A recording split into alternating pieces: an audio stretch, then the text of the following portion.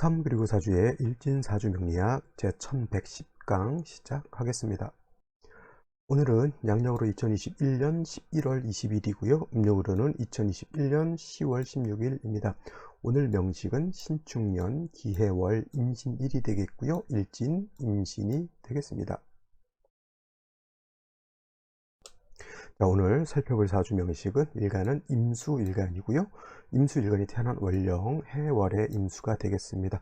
자, 이제 해월 들어온 지도 벌써 한 14일 정도, 보름 정도가 지나가고 있고요. 또 앞으로 한 보름 정도 하게 되면은 해월도 지나가게 되겠습니다. 세월이 금방금방 가게 됩니다. 제가 이 강의를 1강부터 한지 뭐 100회, 200회 지나가다가 이제 오늘이 1110강 정도 됐는데 1000강 정도 됐을 때만 해도 좀 많이 했다라고 이렇게 생각했는데 이제 뭐 100강 정도 지나가는 것은 그냥 또 지나가는구나 이렇게 생각이 되는 것 같습니다. 100강이면 얼추 한 3개월 정도는 해야지 100강이 지나가게 되는데 이제 뭐 1000강이 넘었으니까 이제 한 2000강쯤 돼야 좀 더 했구나, 또 3000강쯤 돼야 또 좀 더 했구나 이렇게 생각이 들 것 같아요. 아무튼 제 강의를 꾸준히 들어주시는 분들한테도 감사드리고요. 또 새롭게 제 강의에 좀 이렇게 마음이 있어서 이제 강의를 들으시는 분들도 꾸준히 듣다 보면은 어느 정도 명리에 대해서 좀 체계적으로, 단편적인 지식이 아니라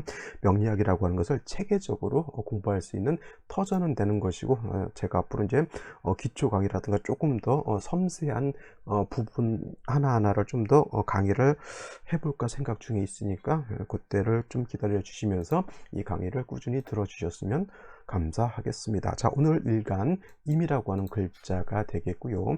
천간 10개의 천간 중에서 임수라고 하는 것은 9번째 천간이 되면서 이를 오행, 목화, 토금수라고 하는 오행으로 구분하게 되면 임이라고 하는 글자, 수의 기운을 가지고 있다. 즉 물의 기운을 가지고 있다라고 보실 수 있고요. 물의 기운을 가지고 있는 건 임수만 있는 것이 아니라 내일 공부하게 되는 계수라고 하는 것도 수의 기운을 가지고 있습니다. 단 같은 물의 기운이라 하더라도 임수라고 하는 것과 계수라고 하는 것에 차이가 있다라고 하면, 임수라고 하는 것은 그 성질이 남성 같은 장대한 그런 의미를 가지고 있다라고 볼 수가 있겠고요. 그래서 이를 임수를 양수라고 이렇게 표현하고, 또 계수라고 하는 것은 양수인 임수에 대비되는 개념으로서 얘는 음수라고 이렇게 표현을 하게 됩니다. 하나는 양의 기질, 남성다운 기질을 가지고 있는 것이고요. 그 다음에 내일 공부하게 되는 계수라고 하는 것은 여성스러운 개념을 가지고 있다. 임수, 양의 기질을 가지고 있다. 크다라고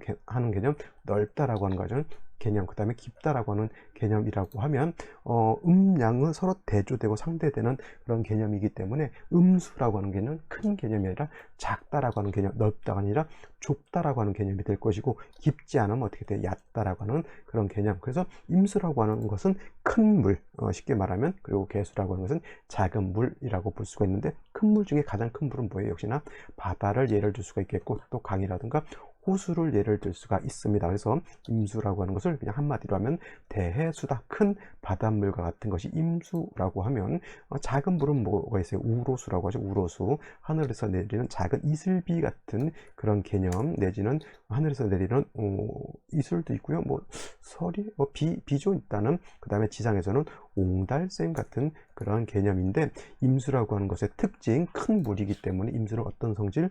충분한 충분지성을 가지고 있다라고 하는 것이 임수의 특징입니다. 그래서 임수는 신왕하게 되면, 임수가 왕하게 되면 바로 이 충분한 성질을 어떻게 통제하느냐가, 어떻게 저걸 절제시키느냐가 문제가 되는 것이고요. 계수라고 하는 것은 왕에도 작은 물이기 때문에 충분한 성질을 드러내지 않습니다. 임수가 아닌 계수의 특징은 청징함에 있다. 맑고 깨끗한 물, 즉 음용수, 사람이 마실 수도 있는 정도의 깨끗한 물을 바로 계수라고 하는 겁니다. 그래서 계수라고 하는 것은 내일 공부하겠지만, 여기 청징함에 포인트를 두고 사주를 배합하는 것이고요.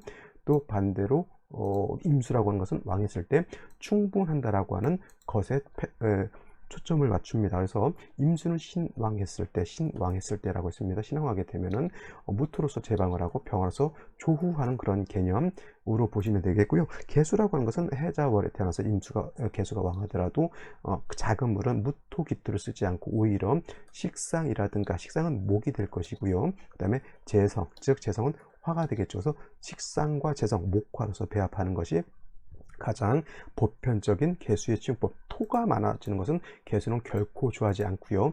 임수일간이든 개수일간이든 일간이 약했을 때는 인성인 금으로서 개수라든가 임수를 생조해 주는 것인데, 이거는 어느 때 임수든 개수든 어떨 때 신약했을 때는 인성을 쓴다. 이거는 뭐 비단 임계수뿐만 아니라 목화토금수라고 하는 오행이 일간이 약할 때는 육진상 인성이라고 하는 것으로서 생조해 주는 것을 좋아하는데, 어저께 신금하면서 말씀드렸는데 예외적으로 목화토금수 중에서 경금과 신금이라고 하는 것은 일간이 약하면 인성보다는 뭐가 필요하다? 비경겁제인 금으로서 경신금을 도와주는 것이 필요한데, 이거는 일간의 경금과 신금이라고 하는 거 일간의 특성이 그런 것이고, 나머지 목이라든가 화라든가 토라든가 수는 일간이 약했을 때 비경겁제도 도움을 줄 수 있겠지만은 인성을 쓰는 것이 바람직하다, 이렇게 보실 수 있겠습니다. 자, 다음으로 임수일간이 태어난 월령 해월에 대해서 한번 살펴보도록 하죠. 해월도 이제 오늘이 벌써 14번째 해월에 대해서 설명을 하는 것인데요. 해월이라고 한 것, 입동이라고 하는 절기하고 소설이라고 하는 절기가 있죠. 소설이 지났나요? 이걸 좀 살펴보면서 해야 되는데, 소설이 아마 지난 걸로 제가 알고 있는데, 잠깐만. 네, 22일이 소설이고 아직 소설은 지나지 않은 걸로 이렇게 볼 수가 있는데, 내일 모레 이렇게 소설 될 것 같고요. 소설은 크게 의미는 없고요. 입동이라고 하는 것이 되어야지만 술월에서 해월로 이렇게 넘어온다라고 볼 수 있겠고, 그 다음에 해자축월이라고 하는 계절은 엄동설한이다. 계절로는 겨울이 되죠. 그래서 해월은 초동, 그 다음에 자월은 중동, 그 다음에 축월은 모동이라고 해서 이제 각각 겨울을 나타내면서 몹시 추운 혹한의 기운, 한습이 매우 강한 그런 시절이 된다라고 볼 수가 있죠. 그리고 해월이라고 하는 계절, 오행으로 놓고 봤을 땐 수가 월령을 택해서 수왕절이 된다라고 말씀을 드렸습니다. 자, 수가 왕하다라고 하는 것은, 특히나 해자축월 같은 경우 수가 왕하다라고 하는 것은 개념은 뭐냐면, 물론 물이 많다라고도 볼 수가 있어요. 수가 왕하다라고 하는 것은 물이 그만큼 많고, 특히 임수일간 같은 경우 해자월에 물이 많아지게 되면 범람한다라고 하는 그런 개념으로 볼 수도 있는데, 또 해자월에 수가 왕해진다라고 하는 것은 날씨가 기후가 그만큼 추워진다, 차가워진다라고도 볼 수가 있죠.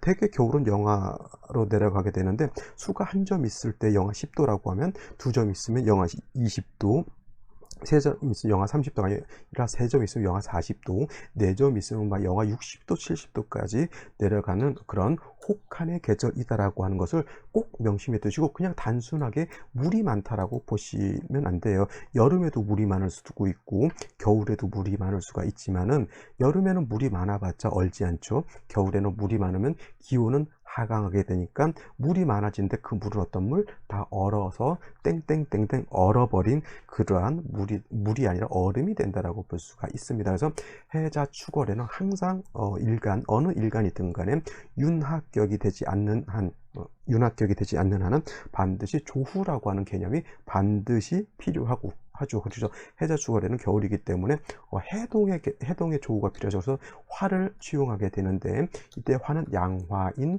병화라야지만 조후의 공력이 큰 것이고요. 음화인 정화라고 하는 것은 공력이 작죠. 예를 들면 병화를 하늘에 뜨는 태양이라고 하는 것에 비유를 하잖아요. 태양. 근데 정화는 난로, 연탄 난로 정도 이렇게 생각하시면 될 것 같아요. 난로 하나는 내 방은 따뜻하게 할 수 있지만은 천하를 따뜻하게 하면 엄청나게 공력이 떨어지게 되죠. 그래서 조후하기 위해서, 차가운 것을 따뜻하게 하기 위해서는 병화를 쓰는 것이 좋고, 해자축월에 병화를 쓰는 사람하고 해자축월에 조후하기 위해서 정화를 쓰는 사람하고는 공력의 차이가 어떻다? 내 집을 따뜻하게 할 것이냐, 천하를 따뜻하게 할 것이냐, 큰 차이가 있죠. 생각하는 바운더리라든가 생각하는 어떤 스케일 자체가 병화 쓰는 사람하고 정화 쓰는 사람하고는 차이가 있을 수 있다라고 하는 것이고요. 또 해월이라고 하는 것이 수왕절이다라고 말씀을 드렸는데, 지금 화를 쓴다라고 했는데, 화는 해월에 절지가 되죠. 절지. 또 화토는 동궁한다 그랬죠. 화토 동궁하기 때문에 화만 약한 것이 아니라 토 또한 해월에 뭐가 된다? 절지가 된다라고 하는 것을 일단은 이렇게 기본 지식, 해월이라고 하는 것의 기본적인 지식을 갖고 이렇게 일단 머릿속에 염두에 두시고요. 수라고 하는 것은 수왕절이니까 임수가 해월에 태어나면 당연히 일간 수는 왕하죠. 특히 해월은 수가 어떤 때 그쵸 임관지라고 했고요. 다음 달 자월은 수의 제왕지가 이렇게 되죠. 그래서 해월의 임수, 자월의 임수는 무지무지왕한 그러한 때에 해당이 되고, 임수는 왕하면 어떤 성질, 항상 이 단어를 제가 기억하라고 했죠. 충분하는 성질, 쓰나미가 일거나 큰 파도가 일거나 아니면 큰 물이 범람을 한다, 이런 개념으로 보시면 수 있겠습니다. 해월의 임수, 자월의 임수는 항상 이 충분한 성질을 가지고 있다. 해자월이 아니더라도 지지로 수국을 형성하고 천간에 임수가 있게 되면은 그 임수는 범람할 수 있다라고 하는 것을 염두에 두시고, 이렇게 임수일간이 왕해지게 되면 반드시 무토로서 임수를 제방하고, 그 다음에 수가 왕해지게 되면 해월뿐만 아니라 다른 계절도 수가 많아지게 되면 기운은 떨어지는 것은 뭐 매번 똑같습니다. 그래서 수가 왕해서 무토로서 임수를 제방할 때는 무토만 써서는 안 되고 반드시 화를 같이 쓰는 것이, 이 화는 조우도 하지만은 화는 무토를 갖다가 생조해주는 그러한 역할까지 하게 되죠. 해월의 임수는 무토 병화로서 사주를 배합하는 것이었다. 무토는 7살이죠. 7살. 병화는 재성이기 때문에 해월에 7살이 약하기 때문에 약살하게 하는 그런 국세가 된다라고 하면 해월의 임수는 사주의 중화를 이룰 수 있는 그러한 국세가 된다, 이렇게 보시면 되겠습니다.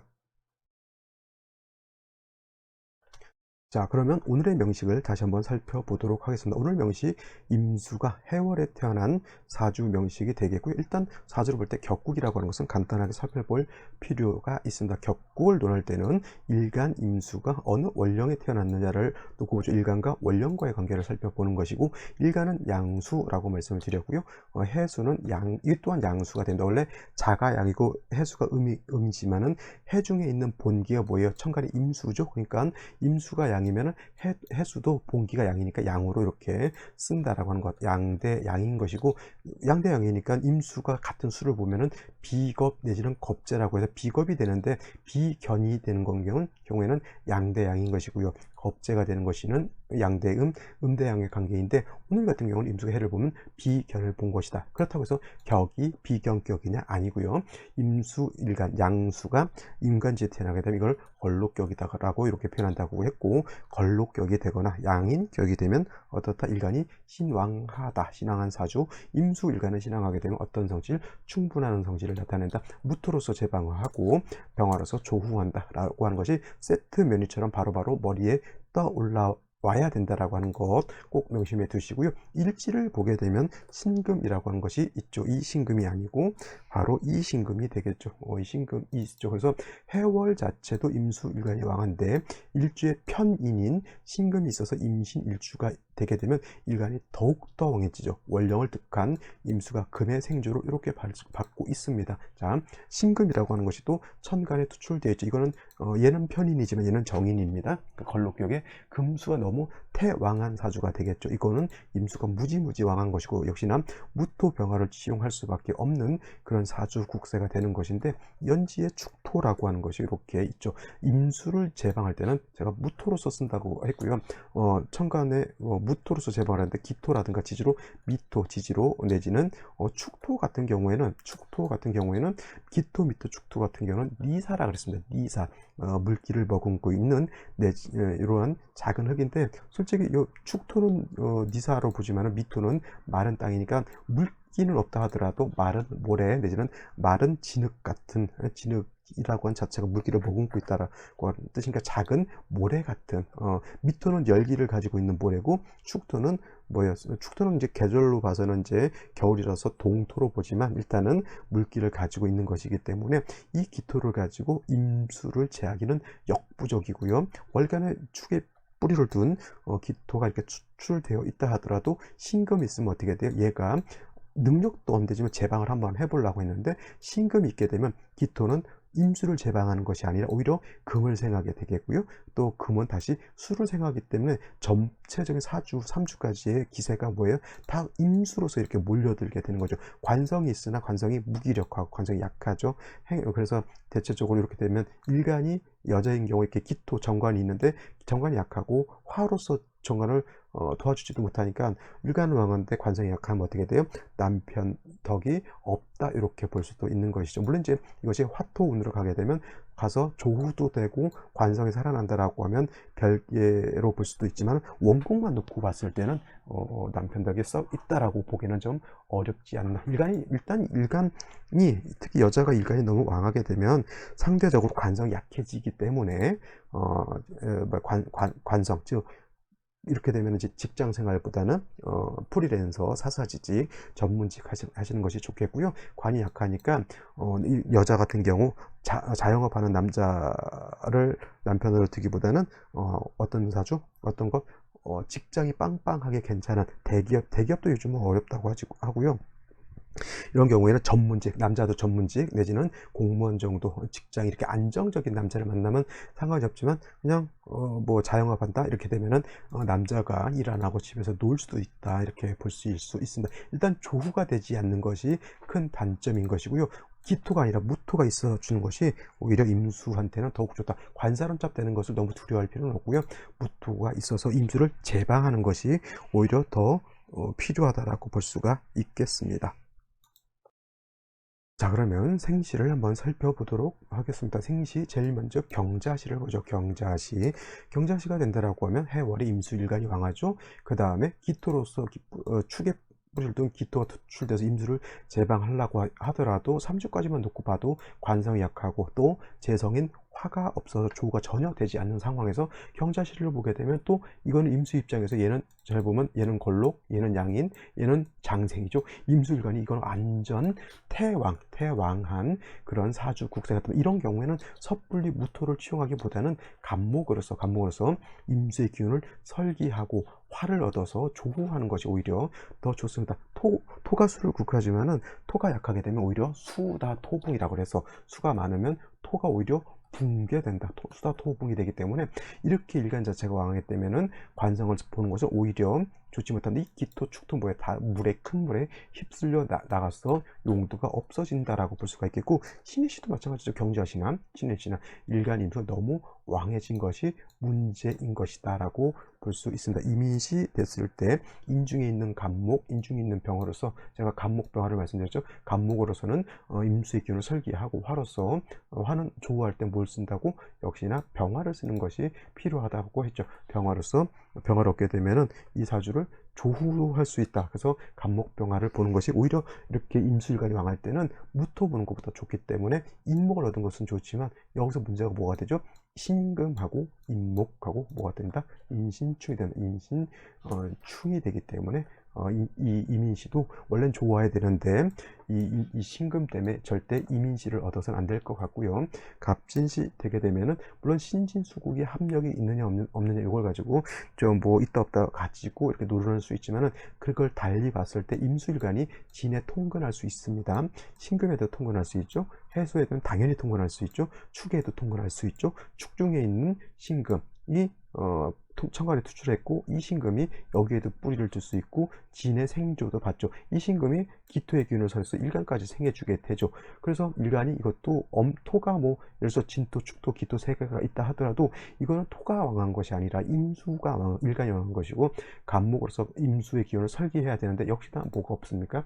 화가 없어서 물도 얼고 나무도 얼고 그 다음에 땅도 얼고 금도 다 얼어져 있다. 당연히 목화운을 만나야지만 발전할 수가 있겠고요. 을사시 이렇게 되게 되면은 사화를 보았지만은 이거는 아까는 인신충이 돼서 안 좋다라고 하면 이거는 사신합수가 되죠. 그래서 사신합수가 되기 때문에 사중병화가 많이 약해지게 되죠. 없는 것보다는 낫다 하더라도 이거는 사신합수가 돼서 사화의 기능이 많이 약화된다. 오히려 차라리 병호시를 얻는 것이 을사시를 얻는 것보다는 더 좋겠죠. 오화에 뿌리를 둔 병화가 투출되어 있으면 뭐 사중에 있는 병화를 쓰는 것보다는 오에 뿌리를 둔 청월에 투출한 병화를 쓴 것이 공력이 더 크죠. 단 간목에 한 점이 있었다라고 하면 간목으로서 화를 생주해 줄 수 있었을 텐데 사주에 목이 없죠.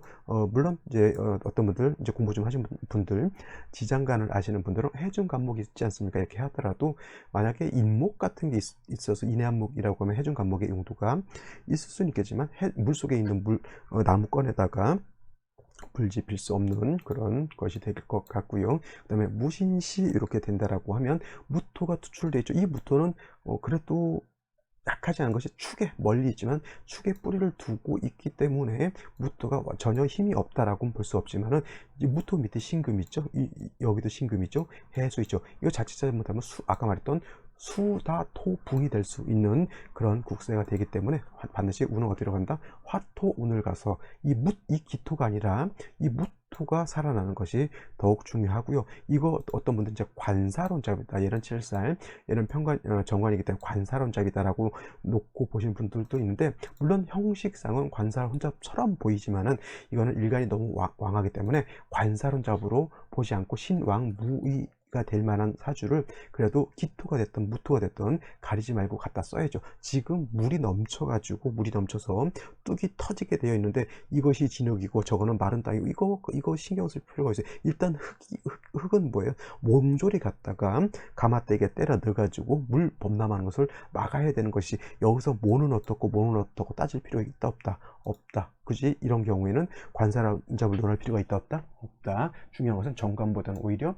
편관 7살 무토가 더 용도가 크고, 이 관성이 약하니까 목화운보다는 화토운을 만나는 것이 더욱 필요하다라고 정리를 해 두실 수가 있겠네요. 자, 오늘은 여기까지 설명드리도록 하고요. 내일 또 찾아뵙도록 하겠습니다. 주말 잘 보내시기 바랍니다. 감사합니다.